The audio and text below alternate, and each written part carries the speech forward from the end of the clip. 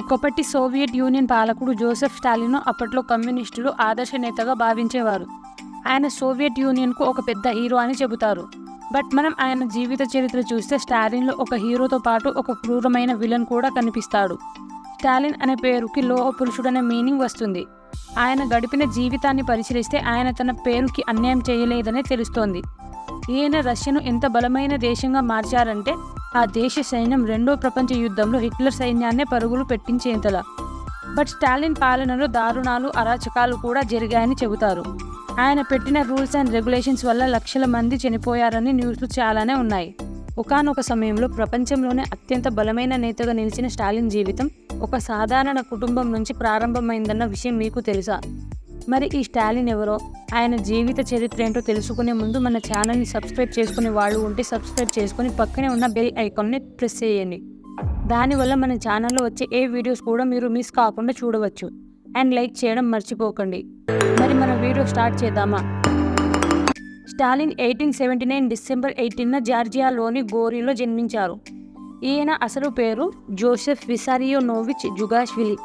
ఇదేం నేమ్ రా బాబు, పలకడానికి కూడా రావట్లేదు. ఈయన పుట్టిన టైంలోనే రష్యా చక్రవర్తి జార్ సామ్రాజ్యంలో జార్జియా ఒక భాగంగా ఉండేది. స్టాలిన్ తల్లిదండ్రుల విషయానికి వస్తే ఈయన తండ్రి చెప్పులు కుట్టేవారు, తల్లి బట్టలు ఉతికే పని చేసేది. స్టాలిన్కు 7 ఏళ్ల వయసులో మసూచి వచ్చింది. దీనివల్ల ఆయన ముఖంపై మచ్చలు వచ్చాయి. ఈ వ్యాధి వల్లే స్టాలిన్ ఎడమ చేయి కూడా పాడైపోయింది. స్టాలిన్ తన చిన్నతనంలో చాలా వీక్గా ఉండేవాడు. మిగతా పిల్లలు ఈయన్ని బాగా ఏడిపించేవారు. ఈయన తండ్రి వట్టి తాగుబోతు, ఎప్పుడు స్టాలిన్ను కొట్టేవాడు. స్టాలిన్ ఎదుగుతున్న సమయంలోనే జార్జియాలో రష్యా చక్రవర్తి జార్కు వ్యతిరేకంగా తిరుగుబాటు జ్వాలలు రగులుకున్నాయి. జార్జియా జానపద కథలు స్టాలిన్ను చాలా ప్రభావితం చేశాయి. స్టాలిన్ తల్లికి ఒక ఆలోచన ఉండేది. అదేంటంటే స్టాలిన్ను మతాధికారిగా చేయాలని. అందుకోసమని 1895లో స్టాలిన్ను జార్జియా రాజధాని తిబిలిసి పంపించారు. బట్ స్టాలిన్కు మతపరమైన బుక్స్ పైన అస్సలు ఇంట్రెస్ట్ ఉండేది కాదు. అందుకోసం చాటుగా కార్ల్ మార్క్స్ పుస్తకాలు చదివేవారు. ఆ రోజుల్లో స్టాలిన్ సామ్యవాద ఆలోచన ధోరణి ఉన్న సంస్థలో సభ్యత్వం కూడా తీసుకున్నారు. ఆ సంస్థలే రష్యా చక్రవర్తికి వ్యతిరేకంగా ప్రజలను ఏకం చేసేవి. ఇక తల్లి కోరికను వ్యతిరేకించి తను మతాధికారి కాలేనని స్పష్టంగా చెప్పేశారు. 1899లో రిలీజియస్ స్కూల్ నుంచి బయటికి వచ్చేశారు. 20వ శతాబ్దం స్టార్టింగ్లో స్టాలిన్ తిబిలిసి వాతావరణ విభాగంలో వర్క్ చేయడం స్టార్ట్ చేశారు. ఆ టైంలో ఆయన రష్యా సామ్రాజ్యవాదికి వ్యతిరేకంగా తిరుగుబాటు చేయడం అలవాటు చేసుకున్నారు. తరచు సమ్మెలు, ప్రభుత్వ వ్యతిరేక సభలలో పాల్గొనేవారు.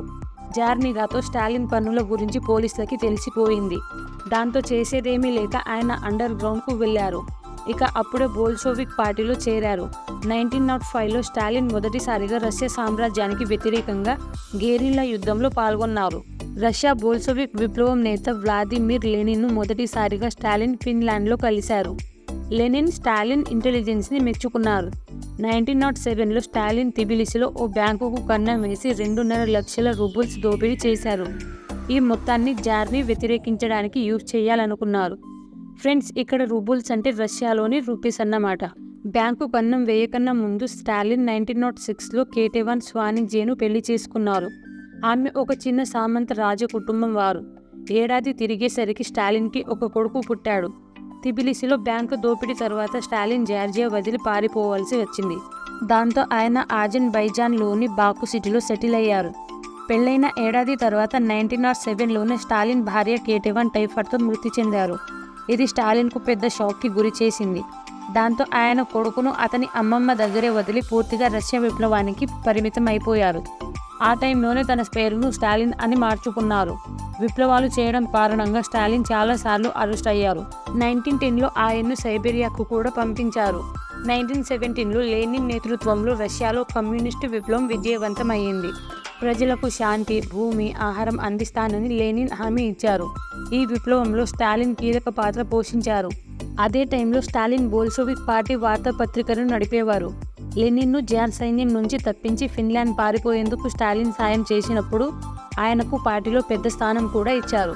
తర్వాత మొత్తం మీద జార్ పాలన ముగిసింది. జార్ పాలన ముగిసిన తర్వాత పార్టీ నుంచి పారిపోయిన వారిని, తిరుగుబాటుదారులను ఉరితీయాలని స్టాలిన్ ఆదేశించారు. లెనిన్ తిరిగి మళ్ళీ అధికారంలోకి రాగానే ఆయన స్టాలిన్ను కమ్యూనిస్టు పార్టీ జనరల్ సెక్రటరీగా నియమించారు. 1924లో లెనిన్ చనిపోయారు. లెనిన్ చావు తర్వాత స్టాలిన్ తనను తాను లెనిన్ వారసుడిగా ప్రకటించుకున్నారు. అయితే లెనిన్ తర్వాత లియోన్ ట్రాట్స్కీ అనే ఆయన వారసుడు అవుతాడని పార్టీలో కొందరు భావించేవారు. బట్ ట్రాట్స్కీ సిద్ధాంతాలను నిజ జీవితంలో అమలు చేయడం చాలా కష్టం అని అనుకునేవారు. అదే సమయంలో స్టాలిన్ తన జాతీయవాద మార్క్సిస్ట్ సిద్ధాంతాన్ని బలంగా ప్రచారం చేయడం స్టార్ట్ చేశారు. ప్రపంచమంతా విప్లవం తీసుకురావడం కాదు, సోవియట్ యూనియన్ను బలంగా చేయడమే నా లక్ష్యం అని చెప్పేవారు. స్టాలిన్ ప్రణాళికను ట్రాట్స్కీ వ్యతిరేకించడంతో స్టాలిన్ ఆయన్ను దేశం నుంచి బహిష్కరించారు. 1920 దశకం చివరికల్లా స్టాలిన్ సోవియట్ యూనియన్ నియంతగా ఆవిర్భవించారు. 20వ దశాబ్దంలో స్టాలిన్ పంచవర్ష ప్రణాళిక ద్వారా దేశాభివృద్ధికి పనిచేశారు. ఆయన సోవియట్ యూనియన్ను మోడర్న్ దేశంగా మార్చడానికి కృషి చేశారు. సోవియట్ యూనియన్ ఇండస్ట్రియలైజేషన్ అంటే పారిశ్రామికీకరణ కాకపోతే కమ్యూనిస్టు విప్లవం పనికి రాకుండా పోతుందని, దేశం నాశనమైపోతుందని, వేరే దేశాలు తమ దేశాన్ని ఆక్రమిస్తారని స్టాలిన్ భావించేవారు. స్టాలిన్ పాలనలో సోవియట్ యూనియన్ బొగ్గు, ఇంధనం, స్టీల్ ఉత్పత్తులు చాలా పెరిగాయి. దేశంలో వేగంగా ఆర్థికాభివృద్ధి జరిగింది. స్టాలిన్ తన రూల్స్ని చాలా కఠినంగా అమలు చేశారు. ఇండస్ట్రీస్కి చాలా పెద్ద పెద్ద టార్గెట్స్ ఇచ్చారు. చాలాసార్లు ఈ టార్గెట్స్ పూర్తి చేయడం అసాధ్యం అనిపించేది. ఇచ్చిన టార్గెట్ కంప్లీట్ చేయడం ఫెయిల్ అయితే వారిని దేశద్రోహులుగా భావించి జైళ్లలో వేసేవారు. స్టాలిన్ అధికారంలోకి వచ్చినప్పుడు రష్యాలో భూమి సాగు ఎక్కువగా ఉండేది కాదు. తరచూ కరువులు వచ్చేవి. పొలాల్లో చాలా తక్కువ ధాన్యం పండేది. అప్పుడు స్టాలిన్ మోడర్న్ వ్యవసాయాన్ని స్టార్ట్ చేశారు. మొత్తం భూమిని జాతీయకరణ చేశారు. అందుకు చాలామంది రైతులు దీన్ని వ్యతిరేకించారు. అదేవిధంగా తమ పశువులను చంపి ధాన్యం దాచేసి స్టాలిన్ను వ్యతిరేకించారు. ఈ రైతులు చేసే పనికి స్టాలిన్కి కోపం వచ్చి దొంగతనంగా ధాన్యం నిల్వ చేసి తన రూల్స్ని వ్యతిరేకించిన రైతులను చంపించడం మొదలుపెట్టారు. దాంతో లక్షలాది రైతులు మృతి చెందారు. ఇక మొత్తం మీద 30వ దశకం చివరిలో సోవియట్ యూనియన్లో భూమిని పూర్తిగా జాతీయకరణ చేశారు. ధాన్యం ఉత్పత్తి రేట్లు ఆకాశాన్నంటుకున్నాయి. జోసెఫ్ స్టాలిన్ తనను తాను సున్నిత మనసున్న వ్యక్తినని, దేశభక్తుడినని ప్రచారం చేసుకునేవారు. కానీ సైన్యంలోని వారు లేదా కమ్యూనిస్టు పార్టీలోనైనా ఎవరైనా తనను వ్యతిరేకిస్తే వారిని చంపించేవారు. పార్టీ సెంట్రల్ కమిటీలోని 139 మందిలో 93 మందిని స్టాలిన్ చంపించారనే ఆరోపణలు కూడా ఉన్నాయి. ఇదొక్కటే కాదు, సైన్యంలోని 103 మంది జనరల్లు, అడ్మిరల్లోని 81 మందిని కూడా స్టాలిన్ చంపించారని కూడా చెబుతారు. స్టాలిన్ విధానాలను ఆయన నిఘా పోలీసులు చాలా కఠినంగా అమలు చేసేవారు. సామ్యవాదాన్ని వ్యతిరేకించే 30 లక్షల మందిని స్టాలిన్ సైబీరియాలోని గులాగ్ ప్రాంతానికి బలవంతంగా పంపించేశారు. అలాగే దీంతో పాటు సుమారు 7.5 లక్షల మందిని చంపించారని చెబుతారు. 1919లో జోసెఫ్ స్టాలిన్ నదేజ్దా ఎల్లుయేవాను రెండో పెళ్లి చేసుకున్నారు. ఆమె ద్వారా స్టాలిన్కు స్వేత్లానా అనే కూతురు, అలాగే వైసీలి అనే కొడుకు పుట్టారు. బట్ స్టాలిన్ తన సెకండ్ వైఫ్తో చాలా దారుణంగా ప్రవర్తించేవారని చెబుతారు. దాంతో తన రెండో భార్య నదేజ్దా 1932లో ఆత్మహత్య చేసుకున్నారు. అయితే అధికారికంగా ఆమె అనారోగ్యంతో మరణించారని ప్రకటించారు. రెండో ప్రపంచ యుద్ధం సమయంలోనే స్టాలిన్ మొదటి భార్య కొడుకు యాకోవ్ను జర్మనీ సైన్యం అరెస్టు చేసింది. జర్మనీ తమ బందీలను అప్పగిస్తే యాకోవ్ను విడుదల చేస్తామని చెప్పింది. బట్ దీనికి స్టాలిన్ అంగీకరించలేదు. దాంతో జర్మనీ యుద్ధ ఖైదీ క్యాంప్లోనే యాకోవ్ 1943లో మరణించాడు.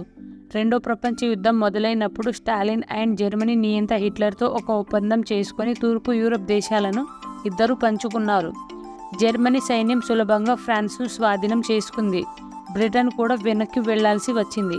ఆ టైంలో జర్మనీ సోవియట్ యూనియన్పై కూడా దాడి చేయవచ్చని రష్యా సైనికాధికారులు స్టాలిన్ను హెచ్చరించారు. కానీ స్టాలిన్ తన సైనిక కమాండర్ల హెచ్చరికను పట్టించుకోలేదు. 1941లో జర్మనీ పోలాండ్ను స్వాధీనం చేసుకుంది. సోవియట్ యూనియన్పై కూడా భయంకరమైన దాడులు చేసింది. దాంతో సోవియట్ యూనియన్కు చాలా నష్టం జరిగింది. హిట్లర్ చేసిన మోసానికి స్టాలిన్కు చాలా కోపం వచ్చింది. బట్ ఆయన అప్పుడు ఏం చేయలేకపోయారు. ఒక గదిలోకి వెళ్ళి తలుపులు వేసుకొని తనను తాను బంధించుకున్నారు. చాలా రోజుల వరకు సోవియట్ యూనియన్ ప్రభుత్వానికి దిశానిర్దేశం లేకుండా పోయింది. ఆ టైంలోనే హిట్లర్ సైన్యం రాజధాని అయిన మాస్కో వరకు చేరుకుంది. జర్మనీ వరుస దాడులతో సోవియట్ యూనియన్ను కోలుకోకుండా చేసింది. రష్యా పూర్తిగా ధ్వంసం అయ్యే స్థితికి వచ్చింది. బట్ జర్మనీ సైన్యంపై గెలుపు కోసం స్టాలిన్ తన దేశంలోని లక్షల మందిని ప్రాణత్యాగానికి సిద్ధం చేశారు. 1914 డిసెంబర్లో జర్మనీ సైన్యం రష్యా రాజధాని మాస్కోకి చాలా దగ్గరికి వచ్చేసింది. దాంతో స్టాలిన్ సన్నిహితులు ఆయన్ని మాస్కో వదిలి వెళ్ళిపోమని చెప్పారు. బట్ స్టాలిన్ దానికి ఒప్పుకోలేదు.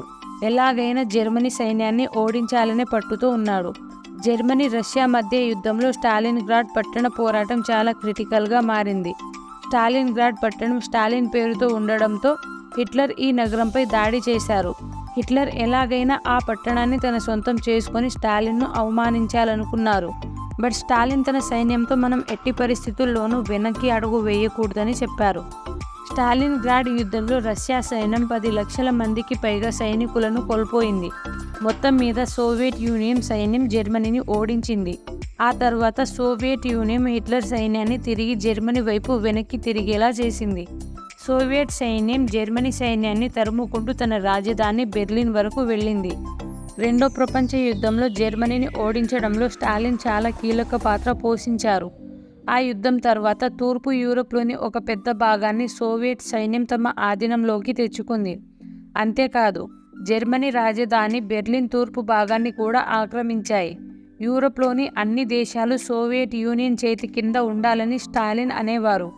రెండో ప్రపంచ యుద్ధం సమయంలో అమెరికా, బ్రిటన్ స్టాలిన్ వెనుక నిలిచాయి. బట్ యుద్ధం తర్వాత స్టాలిన్ విధానాలను వ్యతిరేకించి అతడికి శత్రువుగా మారాయి.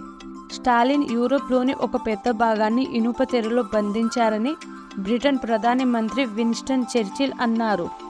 బెర్లిన్ గురించి బ్రిటన్, అమెరికా, సోవియట్ యూనియన్ల మధ్య గొడవలు ఏ స్థాయికి చేరాయంటే తూర్పు బెర్లిన్లోకి అమెరికా, బ్రిటన్ సైన్యం చొచ్చుకు రాకుండా స్టాలిన్ వాటిపై నిషేధం విధించారు. దాంతో తూర్పు బెర్లిన్లో చిక్కుకుపోయిన తమ వారి కోసం అమెరికా 11 నెలల వరకు వాయు మార్గంలో సరుకులు పంపించింది. కోల్డ్ వార్ మొదలైపోయింది. సోవియట్ యూనియన్ 1949 ఆగస్టు 29న తన మొదటి ఆటం బాంబ్ పరీక్షించింది. చివరి రోజుల్లో స్టాలిన్ అందరినీ అవమానించేవారు. ఆయన పార్టీలోని చాలా మందిని శత్రువులుగా భావించేవారు. అలా తనకు అవమానం వచ్చిన ప్రతి ఒక్కరిని చంపించేవారు. 1953 మార్చి 5న గుండెపోటుతో స్టాలిన్ మృతి చెందారు. సోవియట్ యూనియన్లోని చాలామంది ఆయన మృతికి దిగులు చెందారు. ఆయనను మహానేతగా వర్ణించారు. దేశాన్ని కొత్త స్థాయికి తీసుకెళ్లారని, హిట్లర్ను ఓడించడంలో కీలక పాత్ర పోషించారని ప్రశంసించారు. బట్ సోవియట్ యూనియన్లోని కొన్ని లక్షల మంది స్టాలిన్ మృతికి సంబరాలు చేసుకున్నారు. స్టాలిన్ తర్వాత నికితా క్రూష్చెవ్ సోవియట్ యూనియన్ నేత అయ్యారు. స్టాలిన్ రూల్స్ అన్నింటినీ పక్కన పెట్టారు. ఈ స్టోరీ మొత్తం గమనిస్తే స్టాలిన్ తన జీవితాన్ని విప్లవంతో ప్రారంభించారు, కానీ తర్వాత కడ్డు లీడర్గా మారారు. మొత్తం మీద స్టాలిన్ అటు హీరోతో పాటు ఇటు విలన్గా రెండింటిని 50-50% బ్యాలెన్స్ చేశారని చెప్పాలి. మరి స్టాలిన్ గురించి మీకేమనిపించిందో కామెంట్లో చెప్పండి. అండ్ ఇలాంటి మంచి మంచి వీడియోస్ కోసం మన ఛానల్ని సబ్స్క్రైబ్ చేసుకొని ఈ వీడియో మీకు యూస్ఫుల్ అనిపిస్తే ఒక లైక్ చేయండి. Thanks for watching.